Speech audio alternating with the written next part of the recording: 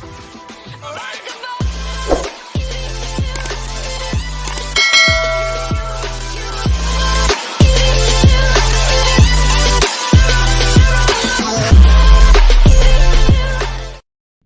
bertanya, saya kan tinggal di masjid, jadi Ustaz sering saya didapati jam orang sholat di tempat saya tertinggal. Kadang bukan jam yang mendapat jamaah. Jadi jamaah tersebut memberikannya kepada saya karena saya tinggal di situ. Bagaimana itu Pak Ustaz? Buat pengumuman kehilangan, pernah saya buat nggak ada respon. Sekarang di kamar saya ada 2 jam orang tertinggal. Misalnya saya mau pakai, gimana hukumnya Pak Ustaz?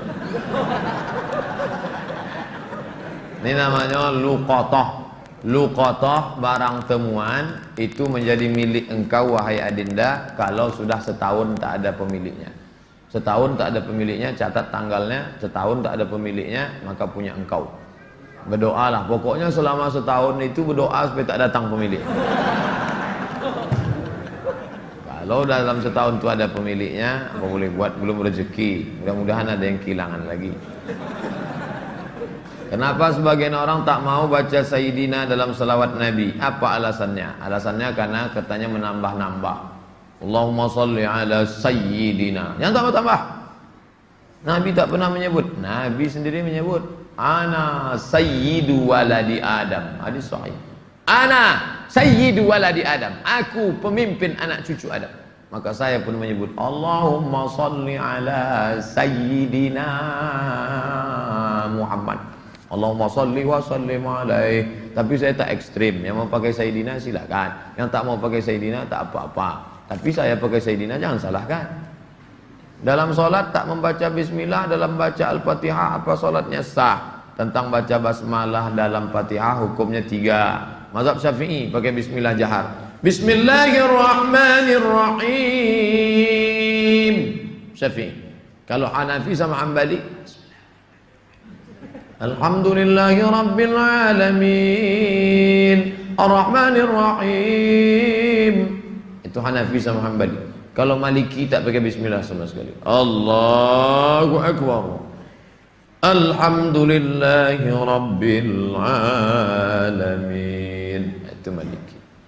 Tak ada yang salah. Yang jadi salah di mana? Ketika masjid itu bermazhab Syafi'i, ente masuk petantang petenteng pakai bismillah. Di situ letak kesalahannya.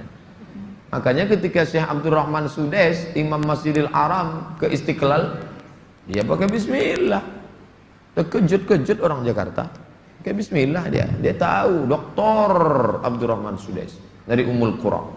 Sebutkan, jelaskan ciri-ciri Khawarij. Apakah membid'ahkan amaliyah orang lain merasa diri paling benar merupakan ciri-ciri Khawarij? Yang memancing saya ngajak-ngajak mau mengkhawarijkan Salafi. Nanti setelah saya khawarijkan Salafi, direkam, diupload, habis itu habislah saya diserang Salafi. Baca aja lah buku saya itu baik-baik. Capek saya dah kelai-kelai itu. Apakah Hajar Aswad sudah ada sejak Nabi Ibrahim? Hajar Aswad itu adalah salah satu barang pernak-pernik surga yang ada di bumi. Hadisnya sahih bahwa batu Hajar Aswad itu dulu putih, lalu karena banyak dipegang orang berdosa maka berubah menjadi hitam.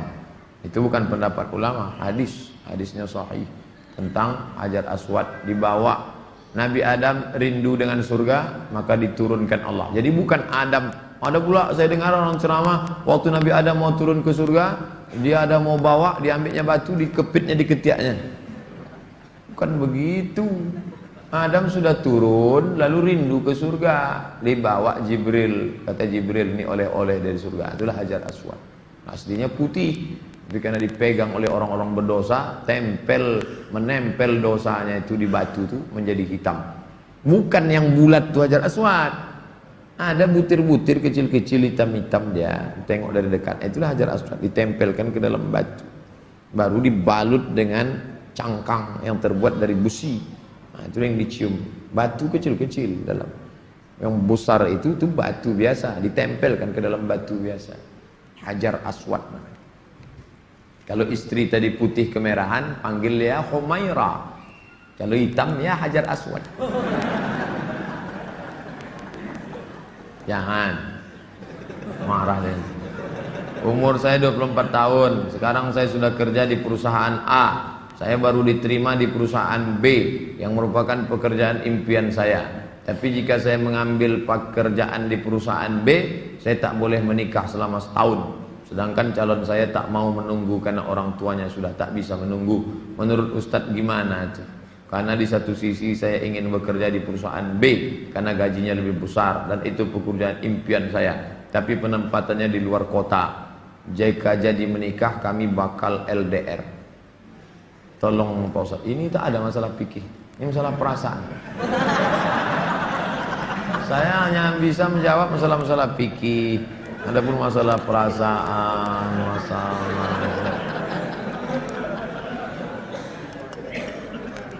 saya yang bisa saya jawab tuh halal, haram, makruh, mubah, rukun, syarat, wajib, sunat, sunat muakkad. Adapun masalah ini baiknya kalian duduklah musyawarah. Adinda, kita menikah ini kan saling pengertian. Aku kuliah pontang-panting mau kerja ini kerja kembali. Tolonglah kau pahami keadaanku sekarang. Kalau dari awal aja dia tak bisa ngerti kita, gimana setelahnya? Ini belum lagi menikah, main paksa-paksa, tak bisa. Ini dua makhluk yang berbeda. Walaupun sama-sama mau makan telur ayam, yang satu mata sapi, yang satu dadar, bisa berkelahi. Ini harus mengalah. Hari ini aku mata sapi, besok kau dadar. Ya, lama-lama yang mata sapi suka dadar, yang dadar suka mata sapi. Harus begitu. Nah, kan keperasaan juga ujung.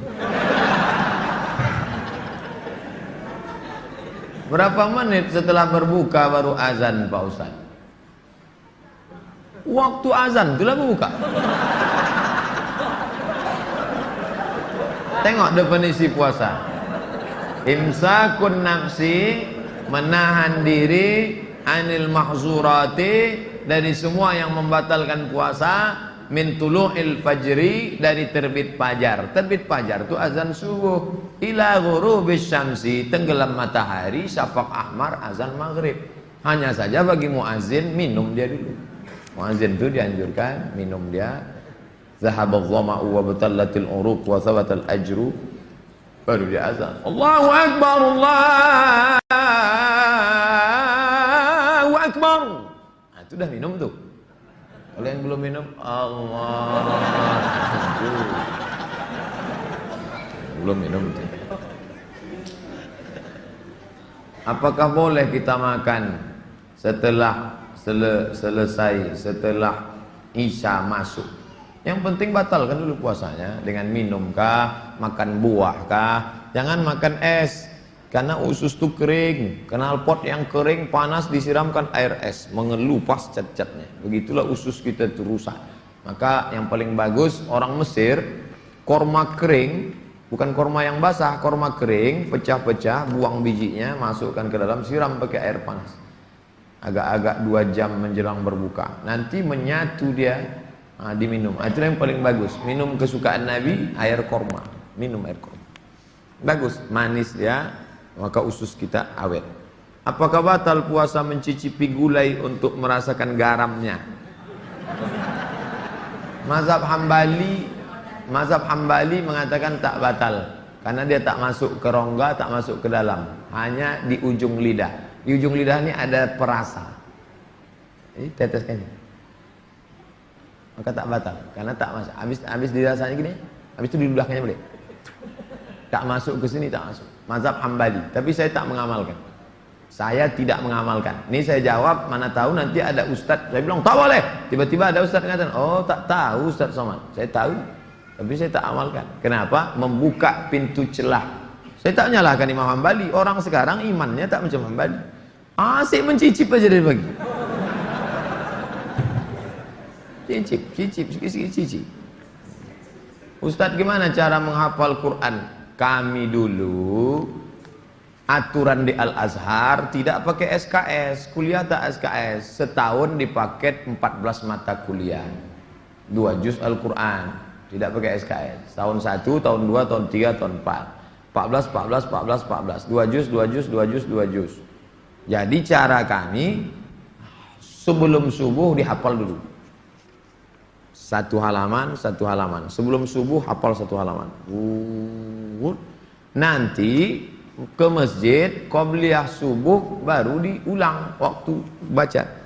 Tahiyatul masjid itu dibaca. Maka lama sholatnya karena mengulang. Setengah, satu rakaat setengah diulang. Tahiyatul masjid, qabliyah subuh, duha, qabliyah zuhur, ba'diyah zuhur, dalam sholat zuhur, qabliyah asar. Nanti asar distorkan ke syekh. Biasanya di tiang-tiang syekh nunggu ngapal. Tapi yang mau menghafal ngantri panjang, nyetorkan hafalan. Tradisi itu tak ada di Pekanbaru. Kalau di Mesir menyetorkan hafalan ngantri menjelang asar sampai maghrib, menyetorkan hafalan setengah juz. 1 hari, 2 hari. Jadi 20 hari hafal 1 juz. 20 hari. Nah, baru waktu yang lain dipakai untuk menghafal. Ujian tak boleh bawa buku, masuk ke dalam hanya pena saja, bawa kertas tak boleh. Kalau ketahuan mencontek, ditangkap, bisa dicabut, deportasi. Jadi kalau sudah deportasi, putus beasiswa, pulang tak dapat tiket, diusir dari asrama, malu. Karena dulu sebelum berangkat udah kenduri motong kambing. Jadi tekanannya tinggi. Jadi ketika saya pulang, saya terapkan sistem itu, tak boleh nyontek. Semuanya menyontek. Akhirnya saya berpikir, gimana supaya saya buat 10 soal. Buat 10 soal, bagi. Boleh nyontek Pak? Silakan. Oh, kok lain soalnya? Baru tahu dia. Saya masih muda Ustadz, ya, kelihatan dari tulisannya. Saya menyukai seorang akhwat. Alhamdulillah. Sempat antum suka ikhwan? Masuk antum yang 144 di... Apa yang harus saya lakukan Pak Ustaz? Kalau untuk meminang sekarang saya tak bisa karena masa kuliah. Saya nggak mau pacaran, tapi saya takut nanti akhwat yang saya suka ini diambil orang. Apa yang harus saya lakukan Pak Ustaz? Antum datang ke orang tuanya, Pak, saya mau minang anak bapak. Kapan kau nikah? Ya setelah selesai kuliah lah. Semester berapa sekarang? Baru daftar Pak.